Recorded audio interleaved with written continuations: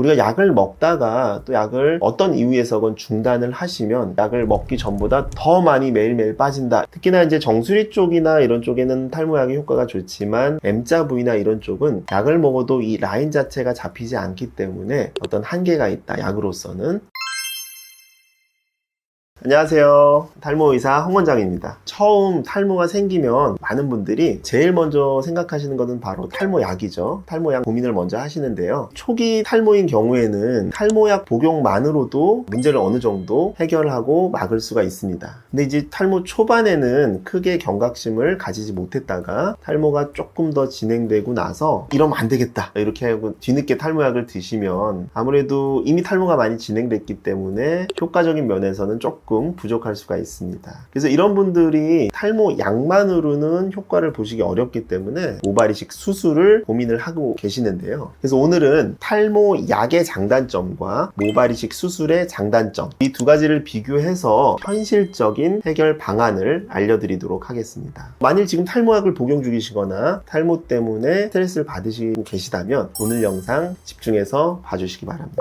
자, 우선 탈모약의 장점을 말씀드리자면 제일 중요한 건 사실 편리함이죠. 우리가 탈모 초기에는 보통 M자 조금 올라가거나 아니면 정수리 조금 진행되는 분들이 많기 때문에 가장 손쉽게 시작을 할 수가 있습니다. 그래서 약 하나만 먹으면 되기 때문에 편리함. 또 하나는 약값이 한 달에 3만원에서 한 5만원, 6만원 정도 하거든요. 비교적 저렴한 비용으로 탈모를 해결할 수 있다. 편리함과 경제성, 이 두 가지가 탈모약의 장점이 되겠습니다. 두 번째, 이제 탈모약의 단점을 말씀드리면, 단점이라기보다 어떻게 보면 약간 한계가 되겠죠. 우리가 약을 먹더라도 탈모가 계속 지속될 수가 있는 거죠. 약의 효과를 노화나 이런 탈모가 이겨버리는 거죠. 그렇게 되면은 탈모가 지속적으로 진행이 되고, 특히나 이제 정수리 쪽이나 이런 쪽에는 탈모약의 효과가 좋지만 M자 부위나 이런 쪽은 약을 먹어도 이 라인 자체가 잡히지 않기 때문에 어떤 한계가 있다, 약으로서는.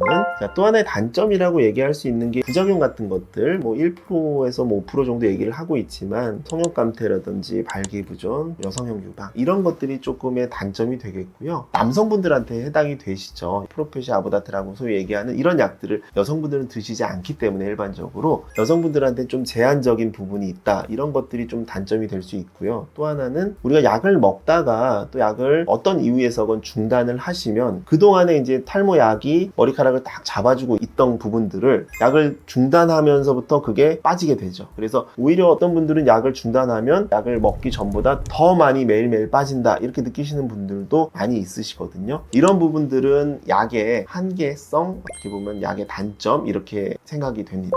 다음으로 모발 이식 수술의 장점을 먼저 말씀드리자면 영구적이죠. 내가 원하는 부위에 원하는 만큼 심으면 영구적으로 유지가 된다. 이게 가장 큰 장점이 되겠습니다. 내가 보통 M자나 이런 헤어라인, 아니면 여기 앞쪽에 전체적으로 라인이 없다, 전두부가 없다 하시는 분들은 뒷머리가 많을 경우에 많이 갖다 심으면은 그만큼의 헤어라인이 옮겨지기 때문에 내가 원하는 헤어라인을 만들 수가 있다. 모발이식이 장점만 있는 것은 아니죠. 단점도 분명히 있는데, 일단은 수술이기 때문에 출혈이나 감염, 통증, 기타 부수적인 부작용들이 있을 수가 있습니다. 또 하나는 모발이식은 어떻게 보면 굉장히 간단한 수술 같지만 깊게 들어가 보면 굉장히 복잡한 수술이에요. 왜냐하면 재료가 한정적인 수술이거든요. 뒷머리는 우리가 보통 3,000모 기준으로 했을 때 대략 한 8,000모에서 10,000모까지, 뒤에 후두부의 뭐 밀도에 따라 다르지만 그 정도를 쓸 수 있는 수술이거든요. 그렇기 때문에 한 번 수술이 잘못되면 생착률이 반도 안 된다 하시면은 비용 난리죠. 그거보다 더 중요한 건 후두부의 모발, 재료를 낭비하는 거거든요. 그렇기 때문에 굉장히 신중하게 선택을 하셔야 돼요.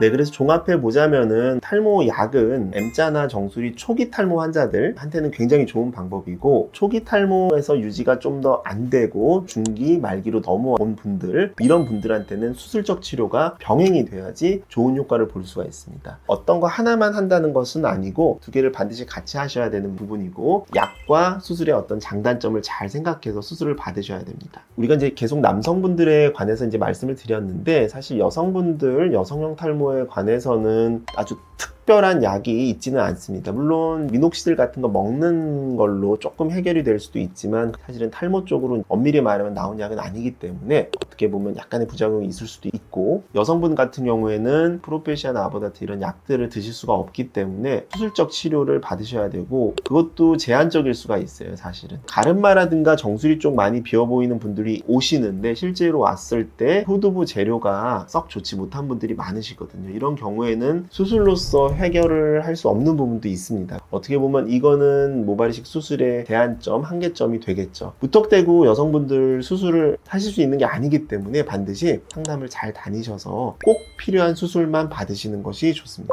모발이식은 수술이 잘 되고 나면은 만족도는 사실은 굉장히 높습니다. 비공식적이긴 하지만 남자분들 성형 중에는 만족도가 거의 1위래요. 다만 이 수술하고 나서 수술이 끝이 아니라 관리를 잘 하셔야 또 계속 유지가 될 수 있는 부분이거든요. 수술로 남아있고 그 뒤로 또 진행이 되면 어색한 라인이 될 수 있기 때문에 수술 후 관리까지 꼼꼼하게 신경 써주는 병원에서 수술을 받으시는 것이 나중을 위해서도 훨씬 좋은 결과를 낼 수가 있습니다. 수술이라는 것은 의사마다 보는 관점이 조금씩 다를 수가 있거든요. 어떤 경우에는 사실은 약만으로 교정이 되는 경우도 있는데 억지로 수술을 권한다거나 3,000모만 필요한데 5,000모를 진단을 하는 경우도 있고, 틀렸다기보다 의사들마다 보는 관점이 조금 다를 수가 있어요. 물론 정직한 병원에서 수술을 받으셔야겠죠. 그렇기 때문에 수술을 앞두고서는 두세 개 정도 병원을 다니면서 비교를 해보면서 나한테 맞는 병원을, 또 정직한 병원을 찾으시길 바랍니다.